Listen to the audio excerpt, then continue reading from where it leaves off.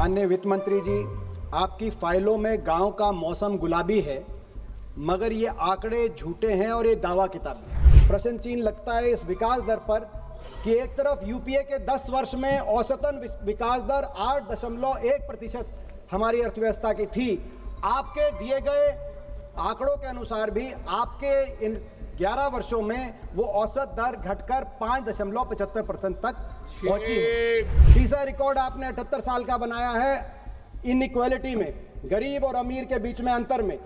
कल ही एक प्रकाशित रिपोर्ट के अनुसार इस देश के 1% सबसे अमीर नागरिकों के हाथ में देश की 40% संपत्ति आई है। और डिफेंस में मैं कहना चाहूंगा 1962 के बाद मैं सदन के संज्ञान में लाना चाहूंगा, सबसे कम डिफेंस अगर बजट जीडीपी के प्रतिशत में तो वो 1.9% पिछले साल आपकी सरकार ने डिफेंस में और मैं शुरू करूंगा वित्त मंत्री जी से ये कहकर कि माननीय वित्त मंत्री जी, आपकी फाइलों में गांव का मौसम गुलाबी है, मगर ये आंकड़े झूठे हैं और ये दावा किताबी। मैं इसीलिए कह रहा हूं कि अभी आप देख रहे हैं सरकार बड़े जोर शोर से कह रही है कि पिछले क्वार्टर में इतनी ग्रोथ हुई इत्यादि, लेकिन वो जो ग्रोथ का आंकड़ा दिया गया है, जो विकास दर दी गई है, वो कितनी उस विश्वसनीय है कि नहीं विश्वसनीय, सबसे पहले तो इसी पे प्रश्न उठ रहे हैं। और ये केवल हमारे देश में नहीं, पूरे विश्व में उठ रहे हैं। आईएमएफ ने सरकार की अकाउंटिंग को सी ग्रेड देने का कार्य किया है मात्र 15 दिन पहले। तो यानी कि आईएमएफ प्रश्न चिन्ह उठा रहा है कि सरकार कैसे अकाउंटिंग करके ये ग्रोथ रेट विकास दर देश के सामने रख रही। आईएमएफ ही नहीं, बहुत से देश के अर्थशास्त्रियों ने कई बार ये पॉइंट आउट किया जब से नई सीरीज आई है कि ये जो सीरीज है ये NSO, national statistics organization, income growth के ऊपर आधार करके ग्रोथ रेट और विकास दर देश के सामने रखती है, जबकि होना चाहिए एक्सपेंडिचर ग्रोथ। अगर यूएस कन्वेंशन देखें, अमेरिकी इकोनॉमी और बाकी कई अर्थव्यवस्थाओं में एक्सपेंडिचर ग्रोथ के हिसाब से होता है। अगर इस क्वार्टर भी एक्सपेंडिचर ग्रोथ के हिसाब से हम अपनी इकोनॉमी का ग्रोथ रेट देखें तो 6.1% होना चाहिए, लेकिन आपने बहरहाल दूसरी तरीके से इसको कैलकुलेट किया। और हम आपकी भी माने, आपके दिए हुए आंकड़े माने, नई सीरीज के भी आंकड़े माने, तो भी प्रश्न चिन्ह लगता है इस विकास दर पर कि एक तरफ यूपीए के 10 वर्ष में औसतन विकास दर 8.1% हमारी अर्थव्यवस्था की थी। आपके दिए गए आंकड़ों के अनुसार भी आपके इन 11 वर्षों में वो औसत दर घटकर 5.75% तक पहुंची है। तो क्या ये इतनी क्या हर्षोल्लास की बात है कि नहीं है? रिकॉर्ड सरकार कह रही है, रिकॉर्ड हमारा विकास दर हुआ। रिकॉर्ड ये विकास दर का नहीं हुआ है, रिकॉर्ड कुछ और बने हैं और 78 साल के रिकॉर्ड लुढ़के हैं। मैं 78 साल यानी कि 8 दशक, मैं 8 रिकॉर्ड बताना चाहता हूं जो आपकी अर्थव्यवस्था की मौजूदा रिपोर्ट कार्ड आपके सामने पेश करेंगे। 78 वर्ष में अगर हमारी मुद्रा करेंसी अगर सबसे निम्नतम स्तर पे पहुंची है तो वित्त मंत्री जी आपके इस कार्यकाल में आज सबसे निम्न स्तर पे पहुंची है। मैं देख रहा था आपका बयान आया कि रुपया इतना नहीं गिरा जितना डॉलर मजबूत हुआ है। हम हरियाणा से आते हैं, कुश्ती खेलते हैं, तो वही बात होगी कि 2 पहलवान आपस में लड़े और जो हारा उसके पिता ये कह रहा है कि मेरा बेटा नहीं हारा, वो दूसरा ज्यादा मजबूत था इसलिए हारा। डॉलर मजबूत हुआ है, लेकिन मैं ये भी आपको बताऊं, एशिया की बाकी करेंसीज की तुलना में, बाकी सभी करेंसीज की आप तुलना करिए, इंडोनेशिया रुपया, फिलीपींस का पीसो, पूरे एशिया की आप बाकी करेंसीज की तुलना में वर्स्ट परफॉर्मिंग करेंसी आज रुपया आपके समय साबित हुआ है। पहला रिकॉर्ड आपका बना है। दूसरा रिकॉर्ड आपका बना है, बधाई आपको दूसरे रिकॉर्ड की, करंट अकाउंट डेफिसिट, यानी कि व्यापार का घाटा, कितना निर्यात और कितना आयात है, उसमें अगर करंट अकाउंट डेफिसिट 78 साल का सबसे ज्यादा एक महीने का रिकॉर्ड किया गया है तो इस साल के अक्टूबर में 41.7 बिलियन डॉलर्स, ये रिकॉर्ड 78 साल का आपने दूसरा बनाने का कार्य किया। और यही नहीं, ये जो आज 1.3% जीडीपी का करंट अकाउंट डेफिसिट है, अनुमानित अगले वर्ष ये बढ़कर 1.7% जीडीपी का होने जा रहा है। तीसरा रिकॉर्ड आपने 78 साल का बनाया है इनइक्वालिटी में, गरीब और अमीर के बीच में अंतर में। कल ही एक प्रकाशित रिपोर्ट के अनुसार इस देश के 1% सबसे अमीर नागरिकों के हाथ में देश की 40% संपत्ति आई है और 65% देश की आय, 1% जो सबसे अमीर भारतीय हैं। ये गरीब और अमीर में असमानता का 78 साल का ही नहीं, 100 साल का रिकॉर्ड 1922 से आंकड़े अर्थशास्त्री इन आंकड़ों को ध्यान देते हैं। 100 साल का गरीब और अमीर का अंतर आपने नया आंकड़ा, नया रिकॉर्ड बनाने का काम किया। एक और रिकॉर्ड जो पंकज चौधरी जी आपके MOS यहाँ पे उपस्थित हैं, उन द्वारा राज्यसभा में एक उत्तर दिया गया है, उनको बधाई भी देते हैं। उनका अच्छा आपकी पार्टी में पदोन्नति होने जा रही है। राज्यसभा में आपने उत्तर दिया कि पिछले 10 साल में 16 लाख करोड़ राइट ऑफ हो गया। और ये किसका राइट ऑफ हुआ? ये इसमें कॉर्पोरेट का राइट ऑफ हुआ, किसान का हुआ, सब जानते हैं। यूपीए के समय हमने 78,000 करोड़ किसान का एक साथ कर्ज माफी किया था। आपके समय 16 लाख करोड़ पिछले 10 साल में, ये भी 78 साल का एक और रिकॉर्ड, चौथा रिकॉर्ड जिसको मैं कहूंगा। पांचवा रिकॉर्ड, हमारी देश की अर्थव्यवस्था में इतनी मोनोपोलीज और इतनी डियोपोलीज प्राइवेट सेक्टर के को कभी नहीं मिली जितनी आपकी सरकार में। आज हम क्या देख रहे हैं? हवाई चप्पल से हवाई जहाज तक बैठने का आपने सपना दिखाया, लेकिन हमारे समय एविएशन सेक्टर के अंदर कंपटीशन था। Jet, Kingfisher, spice jet, air Asia, Vistara, GoAir. अब क्या है? 65% मार्केट शेयर अकेला इंडिगो को और 26% एयर इंडिया को, दोनों मिला के 91% मार्केट शेयर। दोनों वो आपस में बात करके अगर रेट तय कर दें, हमारे देश के हवाई यात्री के पास कहीं पेटिशन का मौका नहीं। इसी को कहते हैं ड्यूओपोली और मोनोपोली। और केवल एक सेक्टर तक सीमित नहीं है। टेलीकॉम सेक्टर में जहां हमारे समय डोकोमा, यूनिनोर, एयरसेल, वोडाफोन, आइडिया, जियो, एयरटेल, अब सब समाप्त, केवल 2 रह गई। जियो और एयरटेल दोनों मिलाकर अगर हम मार्केट शेयर देखें, 80% टेलीकॉम का मार्केट शेयर केवल जियो और एयरटेल के पास। आपस में वो तय कर लें तो कंज्यूमर के पास कहीं जाने का कोई रास्ता नहीं। इसी तरीके से मैं एक आपको उदाहरण देना चाहता हूं वित्त मंत्री जी। बड़े बड़ी जो हम देखते कैपिटलिस्ट इकोनॉमीज हैं, अमेरिका का उदाहरण। अमेरिका में हर सेक्टर में ड्यूओपोली और मोनोपोली को रोकने के लिए कानून है, कंज्यूमर के हक में कानून है कि 30% से ज्यादा किसी सेक्टर में किसी एक कंपनी का मार्केट शेयर नहीं हो सकता। एयरलाइन में भी वहां 30% मैक्सिमम शेयर, उससे ज्यादा होता है तो उसको रोकते हैं। टेलीकॉम में भी, सारे सेक्टर में। हमारे यहाँ कुछ नहीं। कितने ऐसे सेक्टर हैं जहां 30% से ज्यादा एक ही कंपनी का, कार्गो में 30% से ज्यादा अदानी का, कंटेनर में 50% से ज्यादा अदानी का, एयरपोर्ट में 30% से ज्यादा अदानी का। और जो मैंने आपको सिविल एविएशन और टेलीकॉम तो बता ही दिया।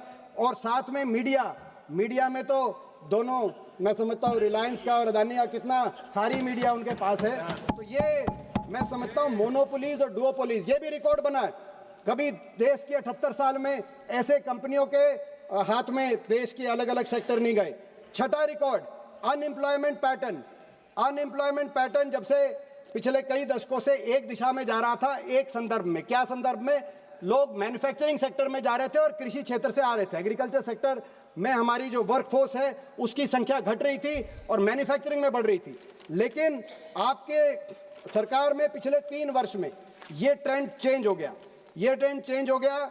अगर पिछले 3 वर्ष में देखें तो मैन्युफैक्चरिंग सेक्टर में, जहां 2014 में यूपीए के टाइम में 12.8% लोग मैन्युफैक्चरिंग सेक्टर में काम करते थे, आज वो घटकर 11.5% ही मैन्युफैक्चरिंग सेक्टर में रह गए। और कृषि क्षेत्र के अंदर जो उस समय कृषि क्षेत्र में 42% 2014 में, आज वो बढ़कर 46% आ गए। यानी कि ये ट्रेंड बदल गया और लोग मैन्युफैक्चरिंग और सर्विस सेक्टर से वापस कृषि क्षेत्र के अंदर जो जा रहे हैं, ये मैं समझता हूँ बहुत चिंताजनक हमारे देश के लिए ये एक ट्रेंड है, जिसको जो मैन्युफैक्चरिंग सेक्टर को बढ़ाने देने की आप ये बात करते हैं।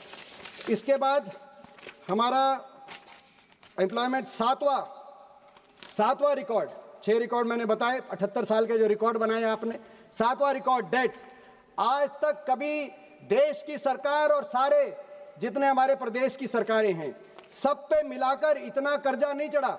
एक कहावत होती है गांव देहात में कि कर्ज लो और घी पियो, बाद की चिंता किसको करनी, जब ऊपर पहुंच जाएंगे। जो कर्ज लेके घी पीते हैं उनका क्या हाल होता है सब पता है सारी अर्थव्यवस्थाओं का। आपके समय इतना डेट हो गया। आज मौजूदा स्थिति यह है कि स्टेट्स और सेंटर को मिलाकर टोटल डेट हमारे देश में 82% जीडीपी का डेट है। और ये जितनी भी समकक्षीय हमारी अर्थव्यवस्थाएं हैं, जिसमें डेवलपिंग नेशंस आप कहिए या पर कैपिटा इनकम के हिसाब से जो समकक्षीय हैं, Philippines, Vietnam, Indonesia, Bangladesh, Sri Lanka, Pakistan, जितनी भी साउथ अफ्रीका, ब्राजील, अर्जेंटीना, किसी में भी 30-40% से डेट ज़्यादा नहीं है। डेवलप्ड इकोनॉमीज में इतना डेट होता है, अगर अमेरिका में, जापान की आप बात करें, क्योंकि वो एक स्तर तक पहुंच जाती है इकोनॉमी। मगर हमारी देश की अर्थव्यवस्था और ये डेट जो है, ये डेट अब रिसेंटली आप डेट किस बात के लिए ले रहे हैं? चुनाव जीतने के लिए डेट ले रहे हैं। बिहार में मतलब आप कर्जा ले रहे हैं और चुनाव जीतने के लिए कर्जा ले रहे हैं। बिहार में आपने क्या किया? मैं हरियाणा का बताना चाहता हूं। हरियाणा के अंदर चुनाव से 2024 से एक साल पहले हरियाणा के अंदर कुल मिलाकर 8.6 लाख बीपीएल कार्ड थे। चुनाव के लिए आपने बीपीएल कार्ड की संख्या बढ़ाकर 52 लाख कर दी और हरियाणा के 2,53,00,000 मतदाताओं में से 2 करोड़ बीपीएल बन गए। मतलब हरियाणा की आबादी 75% चुनाव के समय, विधानसभा चुनाव के समय आपने 75% below the poverty line declare कर दी। 4-5 महीने तक उनको राशन दिया, बीपीएल के सारी सुविधाएं दी और उसके बाद अब चुनाव के 1 साल के बाद आपने इनमें से आधे राशन कार्ड फिर काट दिए। तो ये ना तो इतनी आंधी से हरियाणा में गरीबी आई जैसे चुनाव से पहले आई और ना ही उसी रफ्तार से अमीरी आई। लेकिन चाहे वो हरियाणा का उदाहरण हो, चाहे बिहार में 10,000 देने की बात हो, आप कर्जा लिए जा रहे हैं, देश को कर्जे में आपने रिकॉर्ड बना दिया। और भाई इसी के साथ जो आपका 8वां ये कर्जे वाला 7वां रिकॉर्ड और 8वां रिकॉर्ड प्रदूषण। देश के इतिहास में इतना प्रदूषण नहीं हुआ जितना वित्त मंत्री जी आपके सरकार, मैंने 8 ही बताए क्योंकि 8 ही दशक हुए हैं देश की आज़ादी के बाद, लेकिन बहुत से रिकॉर्ड आपने बनाए। कुल मिलाकर आज अर्थव्यवस्था में बहुत फॉल्ट लाइन्स है। आपकी अर्थव्यवस्था में प्राइवेट इन्वेस्टमेंट और प्राइवेट कैपिटल फॉर्मेशन जितनी मजबूत होनी चाहिए वो है नहीं। Public spending, government public spending के हिसाब से आप अर्थव्यवस्था को आप ग्रोथ रेट की तरफ आपने प्रयास कर रहे हैं और मगर पब्लिक स्पेंडिंग के लिए आप कर्जा ले रहे हैं। ये हमारी अर्थव्यवस्था का नया मॉडल हो गया है। आप आउटकम्स और ऑप्टिक्स में ऑप्टिक्स को चूज कर रहे हैं, नारे दे रहे हैं स्टार्टअप इंडिया का नारे की हकीकत ये है 6,500 इस वर्ष 6,500 स्टार्टअप समाप्त हो गए हैं। वो स्टार्टअप इंडिया नहीं, शट डाउन इंडिया हो गया है। आप नारा दे रहे हैं मेक इन इंडिया, मैन्युफैक्चरिंग में आपकी एम्प्लॉयमेंट घट रही है, मेक इन इंडिया नारा नहीं। आप जाके कोरिया में, वियतनाम में, चाइना में पूछिए जहां से प्रोडक्ट्स इंडियन मार्केट में आ रहे हैं, मेड फॉर इंडिया का नारा चल रहा है, जो आप मेक इन इंडिया नहीं। तो ये मैं समझता हूं कि हमारी अर्थव्यवस्था की स्थिति जो है वो उसी तरह की है जो नोटबंदी के समय जब आपने किया, उसके बाद से हकीकत को इस तरीके से मैं कह सकता हूं कि कोई नौसिखिया, मैकेनिक या मिस्त्री अगर कोई मोटर खोल दे मगर मोटर खोलने के बाद उसे बांधना ना आए, वो स्थिति आज अर्थव्यवस्था की दिखाई दे रही है। देश की अर्थव्यवस्था अनर्थ व्यवस्था की तरफ बढ़ गई है, ये वित्त मंत्री जी हमारा मानना है। अब मैं आता हूं डिमांड फॉर ग्रांट्स में। कुछ सेक्टर्स में डिमांड फॉर ग्रांट्स में भी जो क्रिटिकल सेक्टर्स हैं, वैसे भी हम देख रहे हैं ग्रोथ रेट में एक और ये कमी है। क्रिटिकल सेक्टर्स में, कोर सेक्टर्स में कोई ग्रोथ रेट नहीं, माइनिंग में कोई ग्रोथ रेट नहीं हमारी दिखाई दे रही, मैन्युफैक्चरिंग में कोई ग्रोथ रेट नहीं दिखाई दे रही। मगर जो क्रिटिकल विभाग हैं आपके सरकार के, उसमें आपकी सरकार की जो सिफारिश है वही आप नहीं मान रहे, जो आपकी सरकार की सिफारिश है। हेल्थ के अंदर आपकी नेशनल हेल्थ पॉलिसी की एक सिफारिश है कि 2.5% जीडीपी का हेल्थ को दिया जाए, आप 1.4% आपने बजट में रखा है। शिक्षा में आपकी सरकार की नेशनल एजुकेशन पॉलिसी में कहा गया है कि मिनिमम 6% जीडीपी का शिक्षा को दिया जाए, आप 4.5% पे संतुष्ट हैं। R&D जो किसी देश को आगे लेके जाने का स्वप्न रहता है, उसमें national science technology and innovation policy आप ही की सरकार की कह रही है कि मिनिमम बाकी देशों को देखते हुए 2% जीडीपी का R&D में खर्च किया जाए, लेकिन आप 0.6% से ही संतुष्ट हैं। और डिफेंस में बार बार स्टैंडिंग कमेटी ऑफ डिफेंस ये रिपोर्ट लेके आ रही है कि मिनिमम 3% जीडीपी का डिफेंस को दिया जाए, मगर आपकी सरकार 1.9% डिफेंस में, और मैं डिफेंस से ही 1.9% जीडीपी का डिफेंस में बजट दे रही है। मैं डिफेंस में थोड़ा और खोल के कहना चाहूंगा, क्योंकि अभी ऑपरेशन सिंदूर देखा, हमने देखा कैसे पाकिस्तान और चीन एक होकर हमारे देश के कुछ जिस प्रकार से कुछ चुनौती का हमारे देश की फौज ने उनकी चुनौती को हराने का, परास्त करने का अपने पराक्रम से काम किया, मगर वो दोनों एक होकर चल रहे हैं। डिफेंस में मैं कहना चाहूंगा 1962 के बाद मैं सदन के संज्ञान में लाना चाहूंगा, सबसे कम डिफेंस अगर बजट जीडीपी के प्रतिशत में, तो वो 1.9% पिछले साल आपकी सरकार ने डिफेंस में खर्च किया। 1962 से हमारा डिफेंस बजट हमेशा 2% से ऊपर रहा। 2013-14 में, ये आपकी स्टैंडिंग कमेटी की रिपोर्ट है किरण जी, 2013-14 में 2.5% जीडीपी का हम डिफेंस पे खर्च कर रहे थे। वो धीरे धीरे घट के 2.5 से पहले 2 आया, 2 से 1.9, पिछले 2 साल से ये 1.9 और 1.5। मगर इसमें और भी चिंता की बात ये, केवल डिफेंस का बजट गिरावट आई है, वही नहीं, इसमें कैपिटल आउटफ्लो इसका 30% से भी कम है। जो मॉडर्नाइजेशन का आपको बजट चाहिए, उतना मॉडर्नाइजेशन का बजट नहीं। और रिपोर्ट कार्ड हम क्या दें? Air chief marshal AP Singh ने, एयर चीफ मार्शल ने क्या कहा? उन्होंने कहा कि टाइमलाइन बहुत बड़ा इशू है, समय से कोई प्रोजेक्ट पूरा नहीं हो पाता है और इसको हमें देखना ही पड़ेगा, हमारी सरकार भी इस पे उसको देखना ही पड़ेगा। हम कुछ ऐसा प्रॉमिस क्यों करते हैं जिसको पूरा ना कर पाए? आपके deputy chief of army staff Rahul Singh ने क्या कहा? उन्होंने कहा कि जो इक्विपमेंट जनवरी में डिलीवर होनी थी वो आज तक डिलीवर नहीं होकर हो जाती तो ऑपरेशन सिंदूर में कहानी कुछ और होती। ये उन्होंने पब्लिक फोरम पे ये कहा। और आपका डिफेंस बजट आप घटा रहे हैं। और डिफेंस बजट में मैं एक और चीज कहूंगा, इसमें अग्निवीर जैसी योजना आप ले आए जिसमें हमारी देश की फौज को कितना नुकसान हुआ है, आप अंदाजा लगा सकते हैं कि फौज के। उसके साथ साथ मैं ये भी बताऊंगा कि एयरफोर्स मॉडर्नाइजेशन का बजट आपने घटा दिया। एयरफोर्स में आज हमें 60 स्क्वाड्रन की जरूरत है, 60 स्क्वाड्रन की, मगर जो यूपीए के समय 42 स्क्वाड्रन थी, आज वो 31 स्क्वाड्रन रह गई एयरफोर्स में। और वो जो स्क्वाड्रन यानी कि 18 से 24 हवाई जहाज, इन स्क्वाड्रन में भी कई स्क्वाड्रन के अंदर जैगुआर जैसे आज जहाज हैं जो दुनिया में तमाम मुल्कों में इस जहाज को रिटायर कर दिया गया है। नाइजीरिया, आर्मेनिया, फ्रांस, जर्मनी, सारी जगह जैगुआर, साउथ अफ्रीका जहां जैगुआर्स थे उनको रिटायर कर दिया गया। लेकिन हमारे देश में अभी आपने 60 की बजाय 31 स्क्वाड्रन है और जैगुआर को भी रिटायर नहीं किया गया। इस साल भी जैगुआर के 3 क्रैश हुए, जिनमें से 2 में हरियाणा के जाबाज हमारे जो पायलट्स थे जिन्होंने अपनी शहादत दी, उनको हम नमन करते हैं। लेकिन उनके परिवारों से जाके जब मैंने बात करी, उनके परिवारों के जबान पे एक ही बात थी, आप सरकार से आग्रह करिए एयरफोर्स मॉडर्नाइजेशन की तरफ बढ़े, नए एयरक्राफ्ट लाएं, हम आपका समर्थन करेंगे। लेकिन आपने एयरफोर्स मॉडर्नाइजेशन का बजट में कटौती कर दी, डिफेंस के बजट में कटौती कर दी और आप फौज के पराक्रम का आप नाम लेते हैं। दूसरी बात मैं कहूंगा एग्रीकल्चर सेक्टर में, एग्रीकल्चर सेक्टर में बड़ा प्रश्न एमएसपी का है। यूपीए के समय हमारी एमएसपी में पैडी, वीट दोनों में 12% और 13% की बढ़ोतरी हुई प्रतिवर्ष औसतन, और दालों में चावल हो, मूंग हो 20% और 22% की औसतन बढ़ोतरी हुई प्रति वर्ष। एनडीए के पिछले या आपकी सरकार के पिछले 11 वर्ष के अंदर ये जो औसत बढ़ोतरी 12-13% थी अनाज में और दाल में 20-22% थी, वो घटकर 5% और 6% रह गई।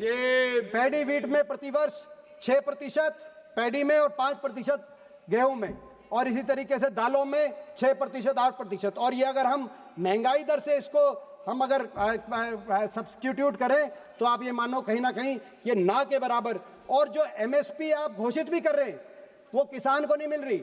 इस साल आपने धान पर 2390 रुपए की आपने एमएसपी डिक्लेयर करी, न्यूनतम समर्थन मूल्य, लेकिन हरियाणा की मंडियों में आप जाके देखिए धान 1500 और 1500 से 2000 तक धान में एमएसपी से कम मूल्य मिला। बाजरा में आपने इस वर्ष एमएसपी न्यूनतम समर्थन मूल्य 2250 का, मगर बाजरा बिका 1800 का, 1900 का, कई जगह बाजरे पे एमएसपी भी नहीं मिली।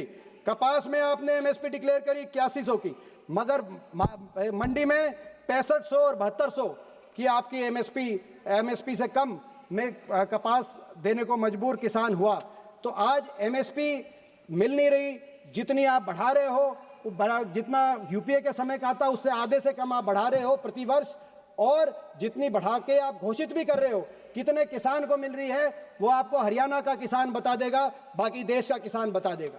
खाद के लिए आप डिमांड्स पर ग्रांट में और लेके आए कि खाद आपको देंगे। मैं एक और बात कहना चाहूँ, आप आत्मनिर्भर की भारत की बात करते हैं, कपास की बता रहा हूँ।